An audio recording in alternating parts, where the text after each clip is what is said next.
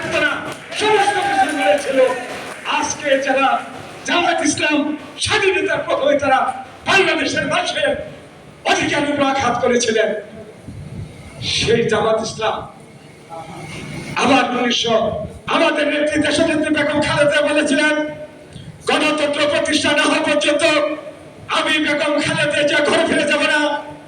অন্যদিকে আরেকবার শেখ হাসিনা বলেছিলেন, সে চট্টগ্রাম থেকে যারা হোসেন মোহাম্মদের সাথে সাথে আপোষ করবেন তারা জাতীয় বেঈমান। সেই জাতীয় বেঈমান শেখ হাসিনা বাংলাদেশে আসে হোসেন মোহাম্মদের সাথে সাথে নির্বাচনে গিয়েছিলেন, ওই নির্বাচনকে সমর্থন করেছিলেন ওই রাজাকারীদের অভিভাবক ওই জামাত ইসলাম। আজকে সেই জামাত ইসলাম আবার অনেক ষড়যন্ত্রবদ্ধ হয়েছে, দেশের গণতন্ত্রকে নির্মূল করতে চায়। এই বাংলাদেশে একটি স্থায়ী সরকার যেন হতে না পারে, বাংলাদেশে গণতান্ত্রিক রাষ্ট্র ব্যবস্থা যেন প্রতিষ্ঠিত হতে না পারে, তাই সেভাবে এই জামাত ইসলাম স্বাধীনতা বিরোধী, জামাত ইসলাম সবাই গণতন্ত্র বিরোধী। এই জামাত ইসলাম আজকে আবার নতুন ফর্মুলা নিয়ে আসছেন। তিনি তাই সেই নতুন ফর্মুলা হলো প্রতিনিধিমূলক একটি সরকার চাই, যেটা হলো পিয়ার প্রতিনিধিমূলক সরকার করে। কে আমার বন্ধু হতে পারে, কে জাতির চোর হতে পারে, কে জাতির দুশ্মন হতে পারে, সেটা জানা যাবে না।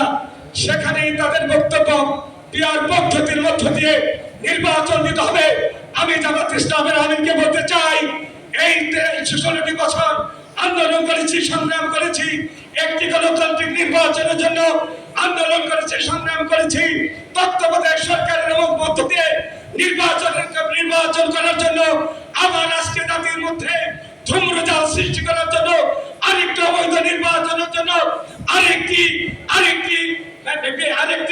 অকল্যাণমূলক রাষ্ট্র এবং করার জন্য আপনারা যে পিয়ার এনেছেন, সেই পিয়ারের মধ্য দিয়ে বাংলাদেশের মানুষ অভ্যস্ত নয়। আপনারা বাংলাদেশকে একটি ভিডিও কাটে নেওয়ার জন্য, বাংলাদেশকে বিদেশি রাষ্ট্রের পরিণত করার জন্য আবার আপনারা নতুন ফর্মুলা এসেছেন। আপনাদের বলতে চাই, আন্দোলন সংগ্রামের মধ্য দিয়ে বাংলাদেশ থেকে শেখ হাসিনা পালিয়ে যেতে বাধ্য হয়েছে। আন্দোলন সংগ্রামের মধ্য দিয়ে তারেক রহমান জাতিকে ঐক্যবদ্ধ করেছিলেন একটি সুন্দর গণতান্ত্রিক রাষ্ট্র ব্যবস্থা কায়েমের জন্য। আমি আমার ভোট দিয়ে আমার নেতাকে নির্বাচিত করব, যিনি পার্লামেন্টে গিয়ে জনগণের পক্ষে কথা বলবেন, দেশের পক্ষে কথা বলবেন। সেখানে ষড়যন্ত্র করা হচ্ছে, সেখানে আপনাদেরকে ঐক্যবদ্ধ হতে হবে। ইসলামী নেতার কাছ থেকে ওই পীরের কাছ থেকে ফিরে আসুন, দেশকে বাঁচান, ধর্মকে বাঁচান। যার যার ধর্ম তাকে করতে দিন।